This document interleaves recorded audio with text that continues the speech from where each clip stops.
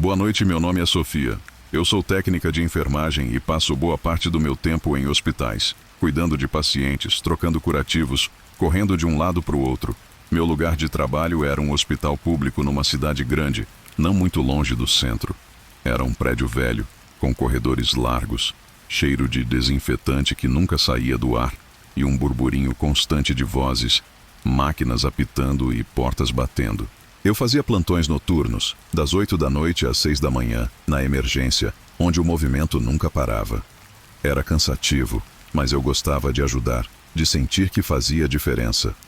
Pelo menos, era assim até uma noite em que uma paciente na sala de espera me fez questionar tudo o que eu achava que sabia sobre as pessoas que entram por aquelas portas. Era uma noite comum, com a emergência cheia, mas não lotada. Tinha um senhor com dor no peito, uma mãe com um menino febril e alguns outros esperando exames. Eu estava na triagem, anotando sinais vitais, quando uma mulher chegou, por volta das 10. Ela era jovem, talvez uns 25 anos, com o cabelo preso num coque bagunçado e uma bolsa de pano pendurada no ombro. Estava pálida, com olheiras fundas, e segurava o braço direito como se doesse. "Tô com uma dor forte no braço", ela disse, com a voz baixa, quase tremendo. Anotei o nome dela, Marina. E os sintomas: dor intensa, inchaço leve, sem sinais de fratura visível. Mandei ela para a sala de espera, onde ela se sentou num canto, com a bolsa no colo, olhando para o chão. Enquanto eu atendia outros pacientes, notei que a Marina não se mexia. Ficava na mesma posição, com a cabeça baixa, as mãos apertando a bolsa. O hospital estava barulhento, com enfermeiros passando, carrinhos de metal rangendo e o rádio da segurança chiando, mas ela parecia alheia a tudo. O cheiro de desinfetante era forte, mas perto dela eu sentia algo diferente. Um odor meio adocicado, como perfume velho, misturado com algo que lembrava álcool. Não dei muita bola, porque a emergência sempre tem cheiros estranhos, e continuei meu trabalho. Mas toda vez que passava pela sala de espera, via ela lá, imóvel, como uma estátua. Por volta da meia-noite, a dor dela parecia pior. Ela levantou, veio até a triagem e pediu um analgésico. "Tá insuportável", ela disse com os olhos arregalados, suando mesmo com o ar-condicionado gelado. Dei um remédio leve, padrão para casos assim, e pedi para ela esperar o médico que estava preso numa cirurgia. Voltei para a triagem, mas algo nela me incomodou. O jeito que ela segurava a bolsa, com os dedos tão apertados que os nós estavam brancos, parecia mais do que dor. Era como se ela estivesse escondendo algo. Quando ela voltou para o assento, notei que a bolsa estava entreaberta, e algo brilhou lá dentro como metal, mas não deu para ver direito. Uma hora depois, ouvi um som vindo da sala de espera. Era um clique, baixo, mas repetitivo, como se alguém estivesse batendo uma caneta no braço da cadeira. Olhei pelo vidro da triagem e vi a Marina, ainda no canto, mexendo na bolsa. O clique vinha dela, mas ela não parecia estar batendo em nada. Era como se o som viesse de dentro da bolsa, ritmado, como um relógio. Fui até lá, tentando ser casual. "Tudo bem, Marina? Tá precisando de algo?" Ela levantou a cabeça rápido, com um olhar que me fez dar um passo para trás. "Não, tá tudo bem", ela disse com a voz tão calma que parecia ensaiada, mas os olhos dela estavam diferentes, dilatados, como se ela tivesse visto algo que eu não vi. Voltei para a triagem, com um nó na garganta. Liguei para o segurança, o seu Marcos, e pedi para ele dar uma olhada na sala de espera, só por precaução. Ele passou por lá, olhou a Marina de longe e voltou dizendo: "Ela tá quieta, só sentada. Deve estar nervosa com a dor." Mas eu não estava convencida. Comecei a reparar mais nela. Toda vez que alguém se aproximava, ela apertava a bolsa contra o peito, como se fosse a coisa mais importante do mundo. O cheiro adocicado estava mais forte agora, e o clique continuava, mesmo quando ela estava parada. Às vezes, ela murmurava algo tão baixo que eu não conseguia entender, mas parecia que estava falando com alguém, mesmo estando sozinha. Por volta das 2 da manhã, a emergência ficou mais calma. O médico finalmente apareceu e chamei a Marina para consulta. Ela levantou devagar, com a bolsa ainda apertada contra o corpo, e seguiu para o consultório. Fiquei na triagem, mas não conseguia me concentrar. Algo nela não batia. O médico saiu uns minutos depois, com uma cara confusa. Sofia, essa paciente? Ela não quis mostrar o braço. Disse que a dor passou e foi embora. Ele mostrou o prontuário, onde ela tinha assinado com uma letra tremida, quase ilegível. Você viu algo estranho nela? Perguntei. Ele deu de ombros. Parecia assustada, mas não sei. Às vezes as pessoas vêm aqui por outros motivos. Eu não sabia o que pensar, mas a saída dela tão repentina me deixou inquieta. Fui até a sala de espera para limpar o canto onde ela estava. No assento encontrei algo que me fez parar. Uma mancha pequena, pegajosa, com aquele mesmo cheiro adocicado, mas agora mais forte, como se fosse algum tipo de tinta ou óleo. No chão, perto da cadeira, tinha um pedaço de papel dobrado que devia ter caído da bolsa. Abri, com as mãos tremendo. Era uma lista, escrita à mão, com nomes de pessoas, alguns riscados com força. O meu nome, Sofia, estava lá, no final, sublinhado 2 vezes. Não havia nada além disso, só os nomes e uma frase no topo. Eles precisam saber. Corri para chamar o seu Marcos, mostrei o papel e contei tudo. Ele chamou a polícia, que chegou em meia hora. Mostrei a mancha, o papel, e descrevi a Marina. Eles checaram as câmeras do hospital, mas a imagem dela estava borrada, como se a lente tivesse embaçado na hora que ela passou. O endereço que ela deu no cadastro era falso, e o telefone não existia. A polícia levou o papel e disse que ia investigar, mas nunca me deram retorno. Perguntei para os outros enfermeiros, e ninguém lembrava de uma paciente como ela. Mas uma auxiliar, a dona Cida, que trabalhava no hospital há anos, ficou quieta quando contei a história. Sofia, já vi gente assim antes. Vem, deixa uma lista, some. Geralmente são pessoas com problemas querendo chamar atenção, mas é melhor não mexer. Eu continuei no hospital, mas mudei para os plantões diurnos. Não conseguia mais ficar na emergência à noite, olhando para a sala de espera, imaginando a Marina voltando com aquela bolsa. Guardei a foto do papel no celular e às vezes olho para ele, tentando entender. Quem eram aquelas pessoas na lista? Por que meu nome estava lá? E o que ela queria que eu soubesse? O cheiro adocicado ainda aparece às vezes quando passo por um corredor vazio, e o som do clique volta na minha cabeça, como se ela ainda estivesse por aí, esperando que eu descubra. Ei, se você curtiu essa história, deixe um comentário contando o que achou. Adoro ouvir as opiniões de vocês, e é isso que me inspira a trazer mais relatos assim. Vamos continuar com o próximo?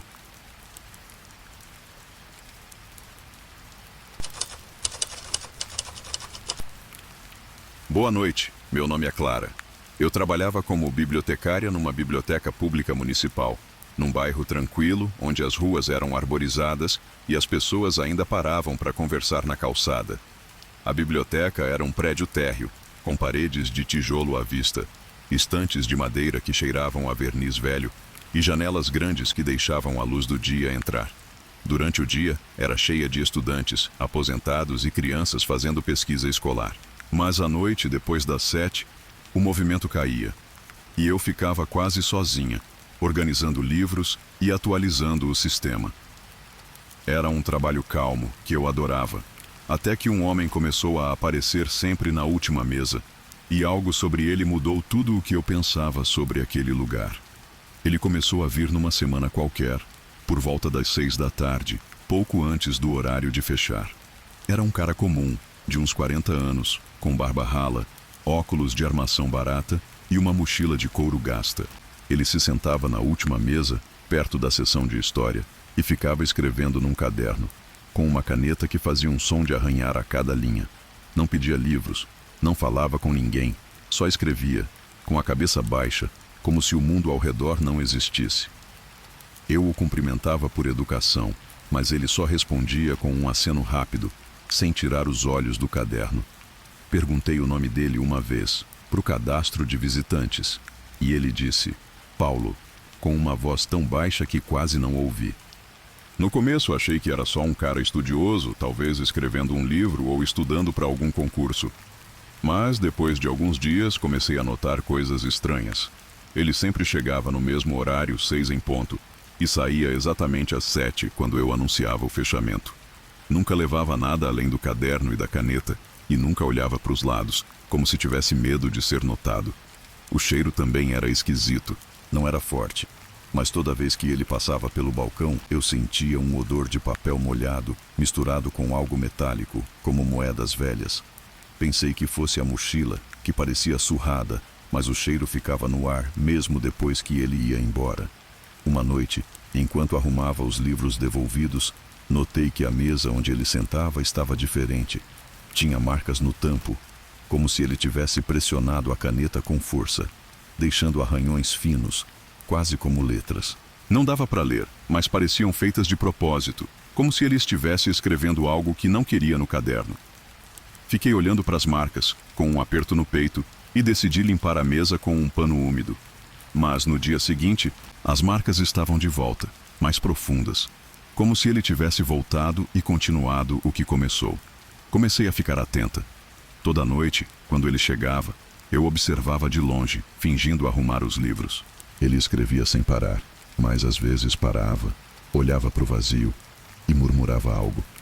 Não dava para entender, mas o tom era ansioso, como se estivesse discutindo consigo mesmo. Uma vez, enquanto eu passava pelo corredor de biografias, vi que ele deixou o caderno aberto por um segundo antes de fechar rápido. Tinha desenhos, não palavras, linhas tortas, círculos, como mapas ou diagramas, feitos com tanta força que o papel parecia rasgado. O cheiro metálico estava mais forte naquela noite, e quando ele saiu, notei que a mochila dele estava manchada, com algo escuro, como se tivesse vazado de dentro. Falei com a dona Lúcia, a outra bibliotecária, que fazia o turno da manhã. Contei sobre o Paulo, as marcas na mesa, o caderno. Ela franziu a testa e disse: "Clara, tem gente esquisita que vem pra cá. Ele não tá fazendo nada de errado, então deixa quieto." Mas eu não conseguia. Comecei a reparar em outros detalhes. O chão perto da mesa dele sempre tinha farelos de terra, como se ele tivesse andado por um lugar lamacento antes de vir. A luz do teto acima da mesa piscava às vezes, só quando ele estava lá. E uma noite, encontrei uma página rasgada de um livro de história, dobrada no canto da mesa, com uma frase sublinhada em vermelho: "Ninguém escapa do que deve." A gota d'água veio numa noite em que eu estava sozinha, fechando a biblioteca. O Paulo chegou no horário de sempre, mas dessa vez ele não sentou na última mesa. Foi direto para o balcão, com a mochila nas costas e o caderno na mão. "Você já encontrou algo que não explica?" Ele perguntou, sem preâmbulo, com os olhos fixos nos meus. A voz dele era calma, mas havia algo errado, como se ele estivesse segurando uma risada. Fiquei sem reação. "Como assim?" perguntei, tentando manter a voz firme. Ele abriu o caderno e virou uma página para mim. Era um desenho detalhado de uma rua que eu reconheci. A rua da biblioteca, com o poste na esquina, o banco de praça, tudo idêntico. Mas, no canto do desenho, tinha uma figura desenhada, de pé, com o rosto borrado, segurando algo que parecia uma faca. "Você já viu isso?" ele perguntou, apontando para o desenho. Meu coração disparou. Não respondi, só balancei a cabeça, dizendo que não. Ele fechou o caderno, devagar, e disse: "Você vai ver." Então saiu, sem esperar o horário de fechar. Fiquei paralisada, com as mãos tremendo, e tranquei a porta assim que ele passou. Fui até a mesa dele, e as marcas estavam lá, mais profundas, formando algo que parecia uma palavra. Clara. Meu nome, arranhado na madeira, como se ele tivesse passado horas fazendo aquilo. Liguei para o meu chefe, o seu Antônio, que cuidava da administração da biblioteca. Contei tudo. Mostrei a foto das marcas e do desenho, que tirei com o celular. Ele veio na manhã seguinte, olhou a mesa e ficou sério. "Clara, vou chamar a polícia. Isso não tá certo." A polícia veio, mas o Paulo nunca mais apareceu. Eles checaram o cadastro dele, mas o nome Paulo não batia com nenhum documento. O endereço que ele deu era de uma casa vazia, a 2 quadras dali. As câmeras da biblioteca, que cobriam a entrada, mostravam ele entrando e saindo, mas o rosto estava sempre desfocado, como se ele soubesse onde ficava a lente. Eu pedi demissão uma semana depois. Não aguentava mais ficar na biblioteca à noite, olhando para a última mesa, esperando ver ele voltar. Mudei de bairro, comecei a trabalhar numa livraria durante o dia, onde o movimento me mantém ocupada. Mas às vezes, quando estou sozinha, sinto aquele cheiro metálico ou vejo um arranhão num móvel que não explica. E o pior é o desenho. Guardei a foto no celular e às vezes olho para ela, tentando entender por que ele desenhou aquela rua. O que ele queria que eu visse. E pior, porque sinto que ele ainda está esperando que eu descubra.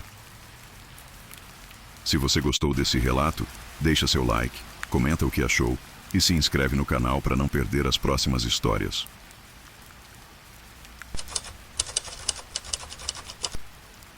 Boa noite, meu nome é Lucas. Eu sou designer gráfico e passo a maior parte do tempo em casa, mas sempre gostei de caminhar pelo centro da cidade onde moro. Uma área cheia de vida, com lojas, cafés e gente correndo de um lado para o outro. Minha rua favorita era uma avenida larga, com calçadas lotadas de pedestres, barraquinhas de camelôs e o som constante de buzinas e conversas. Era o tipo de lugar onde você podia se perder no meio da multidão, mas ainda se sentir parte de algo. Eu passava por ali quase todo dia, indo ao mercado ou só para esticar as pernas. Mas numa dessas caminhadas, um vendedor ambulante na esquina mudou tudo o que eu achava seguro naquele caos urbano. Ele apareceu numa tarde qualquer, montando sua banca numa esquina que costumava ficar vazia, perto de um ponto de ônibus. Era um cara de meia idade, magro, com a pele queimada de sol e um boné desbotado que cobria metade do rosto. A banca dele era simples. Uma mesa dobrável com uma lona por cima, cheia de bugigangas, chaveiros, óculos escuros, carregadores de celular baratos. Nada fora do comum para uma avenida como aquela. Mas o jeito que ele ficava lá, parado, com as mãos nos bolsos, olhando para a multidão sem tentar chamar clientes, me chamou a atenção. Os outros camelôs gritavam, ofereciam promoções, mas ele só observava, como se estivesse esperando alguém específico. Eu passei por ele algumas vezes, comprando um chaveiro ou outro só para ser educado. Ele falava pouco, com uma voz rouca, e sempre entregava o troco com um sorriso que não chegava aos olhos. "Escolhe bem, rapaz", ele dizia, apontando para as mercadorias. O cheiro da banca era estranho, não o típico odor de rua, com fumaça de escapamento e comida frita. Era algo mais pesado, como borracha queimada misturada com um toque de ferrugem, que grudava na roupa depois que eu passava por ali. Não dava para ignorar, mas também não era forte o suficiente para me fazer parar de passar pela esquina. Depois de uma semana, comecei a notar algo. Toda vez que eu passava pela banca, ele parecia me reconhecer. Não era só um aceno casual, era um olhar fixo, como se ele soubesse quem eu era. Uma vez, ele me chamou pelo nome. "Lucas, quer ver algo diferente hoje?" Eu congelei. Nunca tinha dito meu nome para ele. "Como você sabe meu nome?" perguntei, tentando soar descontraído. Ele deu uma risada curta e disse: "Você passa aqui todo dia, rapaz. A gente aprende." Não comprei a explicação, mas não insisti. Peguei um carregador de celular e saí rápido, com um aperto no peito. Naquela noite não consegui dormir direito. Fiquei pensando no olhar dele, no jeito que ele disse meu nome, como se fosse algo que ele já sabia há tempo. No dia seguinte voltei à avenida, meio por curiosidade, meio por teimosia. A banca estava lá, mas agora tinha algo novo. Uma caixa de madeira, pequena, trancada com um cadeado, que ele mantinha ao lado da mesa. Não estava à venda, e ele nunca abria. Mas toda vez que alguém se aproximava, ele colocava a mão em cima, como se fosse protegê-la. O cheiro de ferrugem estava mais forte, e agora vinha com um som baixo, quase imperceptível, como um tic-tac, que parecia sair da caixa. Comecei a reparar em outros detalhes. As mercadorias dele mudavam todo dia, mas sempre tinham algo em comum. Estavam gastas, com arranhões ou manchas, como se tivessem sido usadas antes. Uma vez comprei um par de óculos escuros, e quando cheguei em casa, notei que as lentes tinham riscos finos, como se alguém tivesse esfregado algo afiado. Joguei fora, mas o cheiro da banca ficou na minha mochila, e o tic-tac da caixa não saía da minha cabeça. Conversei com um amigo, o Diego, que também passava pela avenida. Ele disse que já tinha visto o vendedor, mas nunca comprou nada. "Tem algo errado com aquele cara, Lucas. Ele me ofereceu um relógio que parecia sujo, como se tivesse sido tirado de alguém." Uma noite decidi confrontá-lo. Passei pela banca por volta das 7, quando a avenida ainda estava movimentada, mas começava a esvaziar. Ele estava lá, com a mesma postura, olhando a multidão. "Por que você sabe meu nome?" perguntei, direto. Ele me olhou, com aquele sorriso que não convencia, e disse: "Você não é o único que passa por aqui, Lucas, mas é o único que repara." Antes que eu pudesse responder, ele pegou a caixa de madeira e abriu o cadeado. Dentro, havia um monte de objetos pequenos, anéis, chaves, um broche, todos com marcas de desgaste. Ele pegou uma chave, segurou na minha frente e disse: "Essa é sua. Quer levar?" Eu recuei com o coração disparado. "Não, eu não quero nada", respondi, e saí andando rápido, quase correndo. No dia seguinte, a banca não estava lá. A esquina estava vazia, como se ele nunca tivesse existido. Perguntei para os outros camelôs da avenida, mas ninguém sabia quem ele era. "Aquele cara?" Apareceu do nada, ficou uma semana, sumiu, disse um vendedor de frutas. Fui à polícia, contei sobre a banca, a caixa, a chave. Mostrei o par de óculos que comprei, que ainda tinha na mochila. Eles anotaram tudo, mas disseram que não podiam fazer muito sem um crime claro. "Camelôs vêm e vão, rapaz. Talvez ele só tenha mudado de canto", disse o policial. Mas eu sabia que não era tão simples. Aquele tic-tac, o jeito que ele disse meu nome, a chave que ele ofereceu, tudo parecia pessoal demais. Depois disso, comecei a evitar a avenida. Mudei minha rota. Passei a fazer compras em outro bairro. Mas o cheiro de ferrugem ainda aparece, às vezes, quando abro minha mochila ou passo por uma esquina lotada. E pior, encontrei uma chave na minha mesa. Uma noite que não era minha. Era pequena, com marcas de arranhões, igual a que ele mostrou. Joguei fora, mas ainda me pego pensando: de quem eram aqueles objetos? Por que ele me escolheu? E o que aquela chave abria? Às vezes, quando passo por uma rua cheia, olho para os lados, com medo de ver ele, com a caixa na mão, esperando que eu pegue algo que não deveria. Ei, essa história mexeu comigo, e eu adoraria saber o que vocês acham. Deixe um comentário contando se já passaram por algo assim, ou o que pensaram do vendedor. É isso que me dá gás para trazer mais relatos para vocês.